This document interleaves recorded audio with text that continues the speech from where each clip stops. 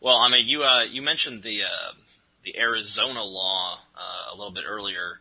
I just And want I don't want them to rule the world either. The people I who don't say I that know, hideous. but it seems to me like I mean, maybe it's just because I'm not looking at things from a larger historical perspective.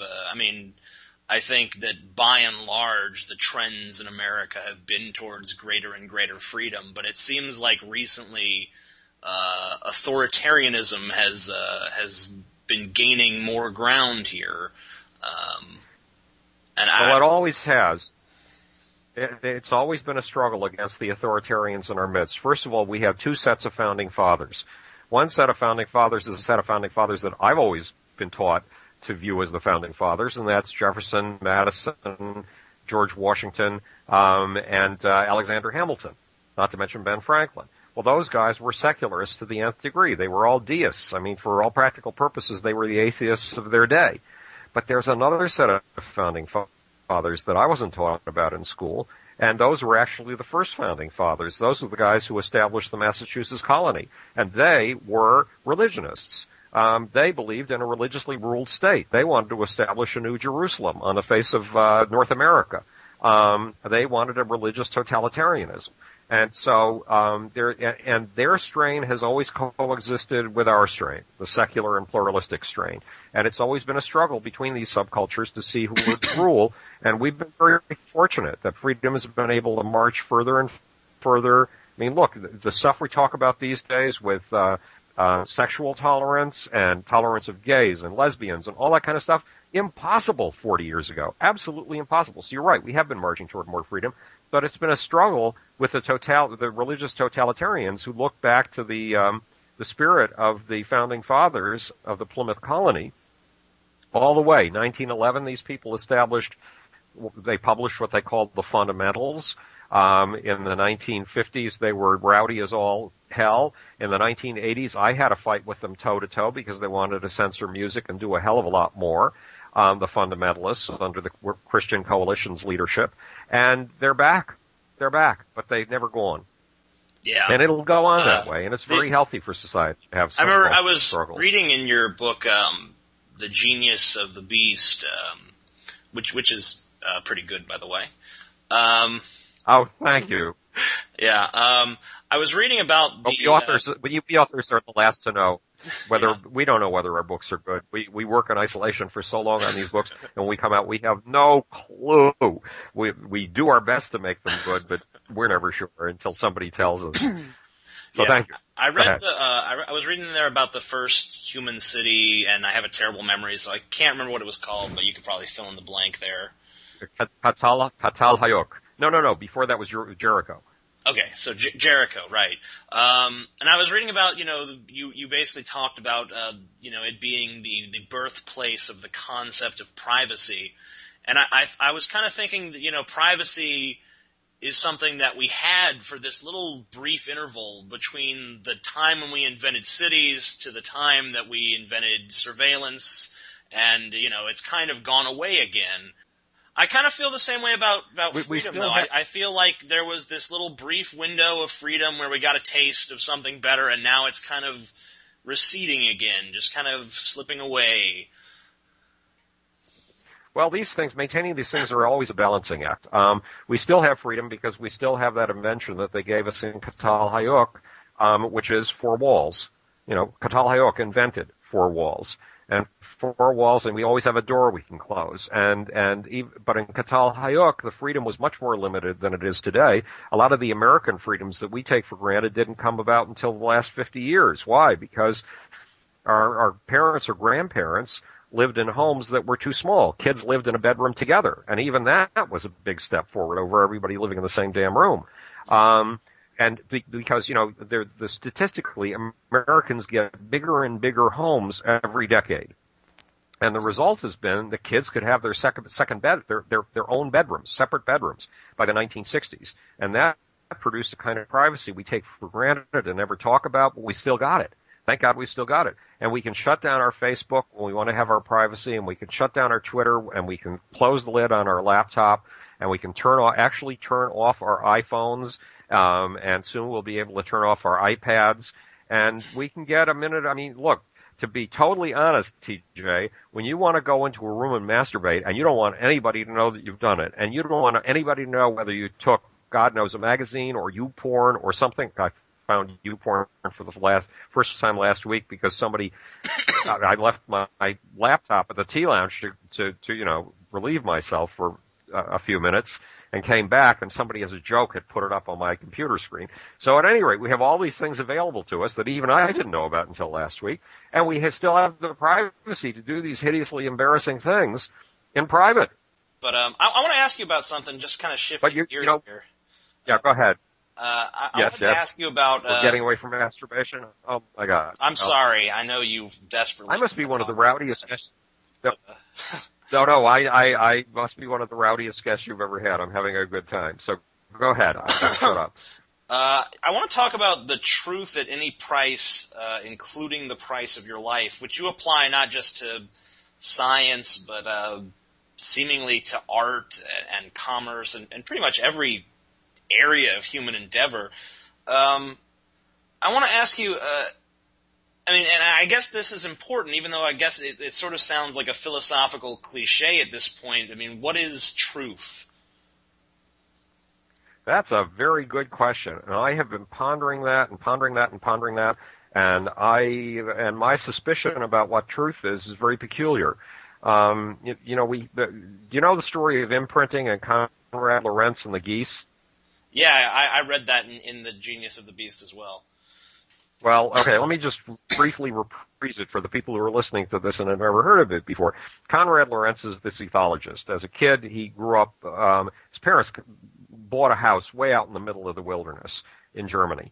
And believe it or not, there were wildernesses, forests, fairy tale forests in Germany. So he grew up in a fairy tale forest, and he didn't grow up with a lot of other kids. So what did he do to amuse himself? He went up to the attic, and he tamed birds.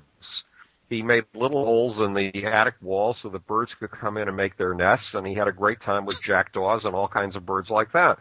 Well, when he got older, he wanted to continue to do what really interested him in life, which was birds. So he observed birds for a living. It was called ethology in those days.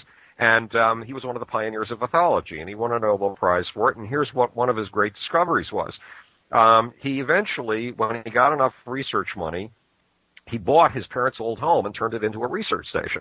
And there were birds all over the place, birds with their nests all over the place. So one day, Conrad Lorenz bicycled up to his research station, his old family home where his wife is living, and got off of his bicycle and walked through the yard, through all of the nests of birds, to the back door so he could go into the kitchen. And you know have you ever seen how baby ducklings and baby geese follow their moms? They line up in single file and just follow their moms everywhere, dawdling along. It's cute as can be in single file. Mm-hmm. Well, so Conrad took a look behind him just before he got to the kitchen and realized, oh my God, there's a whole bunch of little baby geese, and they are following him in single file. And they followed him all the way into the kitchen. And when they were still following him when they hit adolescence. And when they hit adolescence, guess who they wanted to screw? Yeah. I know, but I'll let you for the punchline. Yes, they wanted to screw somebody who looked like just like your old mom. So they either wanted to screw a tall male human like Conrad Lorenz, or one of Conrad Lorenz's tall male human friends or associates.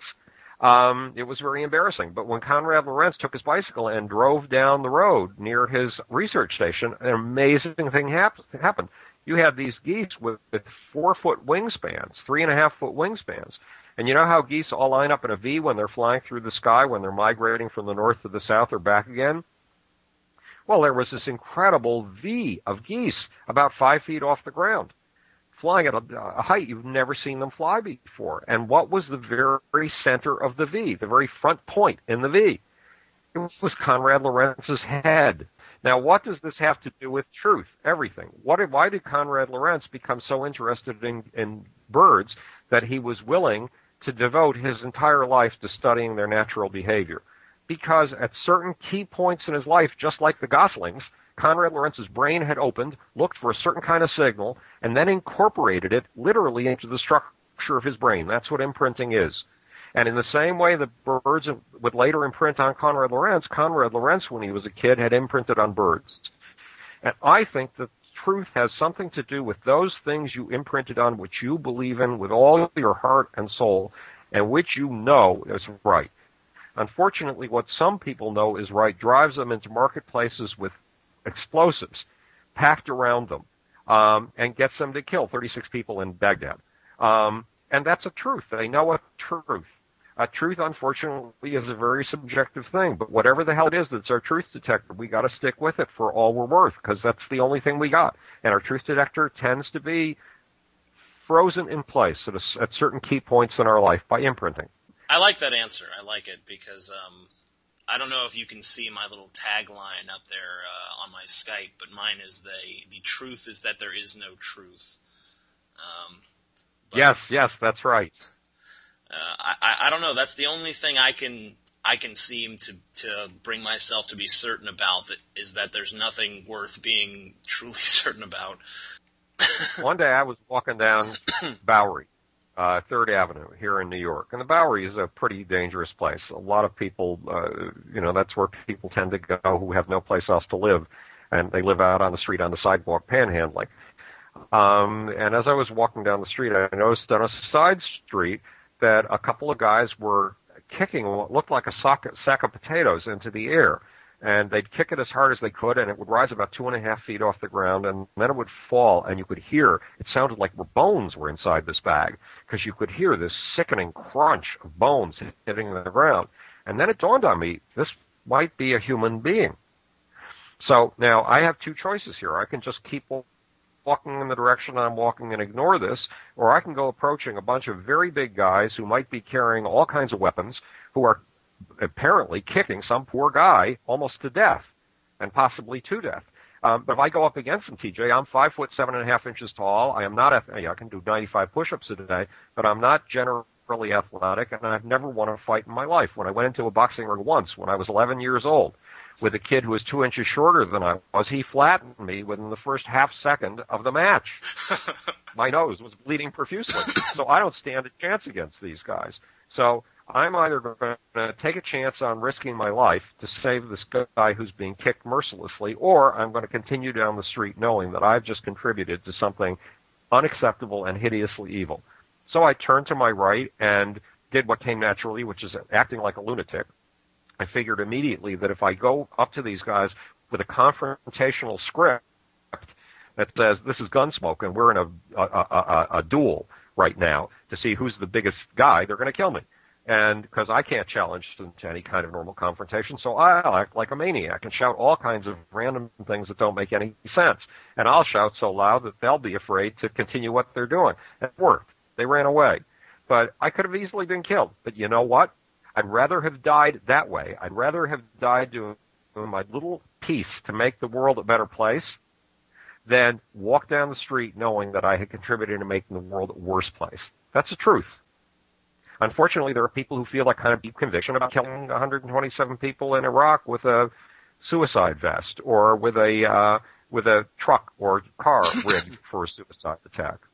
Yeah, it's actually even more complicated than you stated things. But there are people who would help that guy in that situation and then go on to kill 120 people or 120,000 people or whatever. It's like, and that's what people do in war all the time. That's what people do in war all the time. You get a bunch of people to bond to each other as buddies. You put them through all kinds of shit and hell because you know it's going to bond them, and they will do anything to help each other out, and most of the anything that they will do involves killing other people. So you're absolutely right. Yeah, absolutely right. I like that people can hold these different truths in their heads. Human life is worth something. Human life isn't worth anything. Or, just the whole pseudo-speciation thing where we can say, oh, well, it's okay to kill them because they're not really human. Well, there's this little squidge at the end of the Lucifer principle that points out a principle or an idea that Steven Pinker's about to write an entire book about. And it's that our society has become a hell of a lot less violent than it used to be, and really, really a lot less violent than it used to be. In fact, it's even less violent that it was as recently as 1992. And one of the reasons goes back to something that Margaret Mead said. Margaret Mead said that every tribe, absolutely every tribe on the face of this planet has a sense of morality and ethics, and every single tribe outlaws murder. But what does a tribe mean by murder? It means don't kill another human being. And what does the name of every tribe on the planet mean? In its own language, human beings. That means every person who's not a part of that tribe is not a human being. That means what can you do to people who are not a part of the tribe that you can't do to us? What can you do to them that you can't do to us? You can chop them up like chicken livers. Yeah. Yeah, smoke the motherfuckers, exactly. And what had happened by Margaret Mead's day, was that the definition of who was one of us, who was a human, extended not from 75 people, but it extended to 135 million people in the United States of her day. Well, today, it extends not just to 135 million people, but to all of the people of the Western world, roughly 1.2 billion people, to all of the people of China, roughly 1.6 billion people, to all of the people of India, roughly 1.2 billion people, and if you look at the statistics, the amount of violent deeds, the amount of killing being done in the world, despite the incredible killings of the First and Second World War, and Hiroshima and Nagasaki, has gone down so dramatically that it will stun you if you look at the figures. And it's such an important happening that, as I said, Steven Pinker is going to devote a whole book to it. Of course, I think he stole his entire book from the last paragraphs of the Lucifer Principle, but I'm sure Steven doesn't feel that way. I guess it's not really strange that people, think that we live in violent times, even though we live in times that are less violent than ever, just because people are so hyper-aware of violence now, which is probably part of the reason why violence has been in decline in the first place. I want to talk about... Well, that's a good point. Interesting point. Got to think about that. I want to talk about your theory of evolution, which is a group selection model, and how it's kind of at odds with the reigning theory of the day. The Richard Dawkins selfish gene theory. So I guess I just want to ask you, why do you think Richard Dawkins is wrong? Well, first of all, I think Richard Dawkins is a brilliant man. I think that the introduction to his book, The Selfish Gene, in 1976 was just amazing. He asked us basically to look at everything take every conventional point of view, turn it on its head, and see what the world looked like when you turn things backwards and inside out. But unfortunately, since 1976, when the selfish gene concept took off, Richard Dawkins has not been, he's abandoned the concept of checking your own looking at your own underlying assumptions and turning them backwards to see how the world would look. The problem is that the selfish gene concept is not only incredible, but it's incredibly useful. And I use it just about every day, have been using it just about every day of my life since 1976, thanks to Richard Dawkins. But there's a problem with it. It says that individuals are out to survive and do as well as they can on their own and screw everybody else. As long as it means I can get ahead, screw everybody else. There goes there's no stopping this phone. And the fact is, humans don't work that way. The cosmos doesn't work that way. The cosmos has been working with a combination of individuals and the teams that those individuals produce since the very beginning. And the cosmos began to show its indications, if you're willing to let me go all the way back to the beginning of the cosmos, on a question of sociality versus individualism. Because the cosmos coughed out in the first 10 to the minus, first of all, there was nothing. And from the nothing, there came a pinprick, infinitesimally smaller than a pinprick, and suddenly sprang into motion with two things, time and space. And time and space, in a mad rush, produced speed, and speed is what we call energy. So there was this massively unfurling sheet, like a bed sheet, but constantly rolling at speeds that were beyond belief, of nothing but time and space. And suddenly, within the first 10 to the minus 30 seconds, that's 10 it's a 1 with over a 10 with 32 zeros after it. In this first tiny flick of time, the very first things came thundering from the time and space like raindrops coming from a rain cloud, just precipitating. Now, how they precipitating from time and space, how you got things from time and space, is utterly beyond me, and I've been trying to figure it out for all I'm worth. But the fact is, the very first things in this universe were social. And they were quarks. And they could not live on their own. To survive, they needed to gang up in groups of 3. And they did it real fast. And they did it according to social rules. Each quark knew who you were supposed to associate with and who you were supposed to shun. It had an us and them built into its, let's call it its ecology, its behavioral system. Right from, we're going to turn the phone off.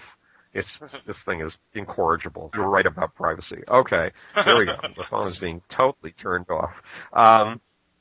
So at any rate, so these things knew exactly who to get together with and who to shun. Now, is that us versus them? It's certainly the very beginning, the primitive beginning of us versus them.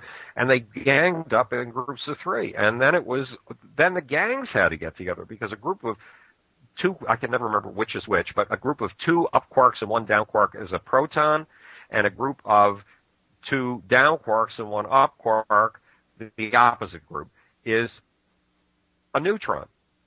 Okay, now look, according to the Richard Dawkins view of the world and the rational self-interest view of the world, these little buggers, even though they were groups of 3, should have been on their own, out for their own self-interest. But it just didn't work that way, TJ. The first neutrons were built, and all neutrons are built with a social impulse that's as profound as you can be. It's a social rule that says, look, you little nutcase, we're talking to a neutron here, you either gang up, you either find a social group you can belong to that will accept you in the next 10.6 minutes, or you are gone. You are no longer a neutron. Sorry, you're going to dissolve into a proton, an electron, and a beta particle. That's it. It's a death sentence. It's as simple as that. Gang up or die. So the universe has been operating on social rules since the very beginning. And there is no such thing as a selfish gene. Why? Because there are 22,000 genes in you and me. That's the genome. And no gene is an island. That entire genome, at least in bacteria, a genome is just one giant molecule in which all the genes gang together. And groups of genes working with something called pleiotropy. That means they work in teams. And they can only survive to the extent that the whole damn genome survives. And within those genomes, there are teams. And the teams themselves are teams. That is, a gene is a team of hundreds of thousands of atoms. So and what's an atom? An atom is a team of a proton, a neutron, and an electron, usually many protons, neutrons, and electrons. And what's a proton or a neutron? A team of 3 quarks. So, once upon a time, George Gamow, the guy who came up with the theory of the Big Bang, told a tale of the turtles. The Sultan is sitting there laying there in the middle of the night trying to sleep, and he can't because there's a problem on his mind. So he finally rings the bell and gets in his vizier. And he says to the vizier, okay, my bed is on the floor, right? And the floor is held up by the foundation of the buildings, right? And the foundation of the buildings is held up by the earth, right? But what holds up the earth? And the vizier says, Your Highness, the earth is resting on the back of a giant tortoise. And the king thinks about this for a minute and says, yeah, but okay, what's holding up the giant tortoise? And the vizier says, an even bigger tortoise. And the sultan thinks for a minute and says, yeah, but what's holding up that tortoise? And the vizier says, Your Highness, it's all tortoises on from there. Now, I don't tell that tale very well, but what it amounts to in the cosmos is it's all sociality, all the way down. All the way down. So does individual competition play a role in the way that the universe finds her new possibilities? Because she's always exploring her possibilities using people like you and me. The universe is a giant exploration engine, a giant search engine, looking for the realm of the impossible that can be yanked into the real. And she uses every trick in the book to do it. And those tricks in the book include individual competitions. But generally, if you take a look at any individual, he's not just a part of one group, he's a part of a ton of groups. And there's we talked about nested hierarchies. When you look at your 100, once upon a time you looked at 100 people as being incredible. And now you look at 150,000 as being inadequate. a mere pimple on the body of a larger beast? That's the principle we're looking at here. The cosmos builds through nested hierarchies that include individual and group competition every step of the way. Both. Not one or the other. There's another Bloom principle, and it is that opposites are joined at the hip. Usually when you find two things you could argue about forever, is it individual competition or is it group competition? It turns out it's both.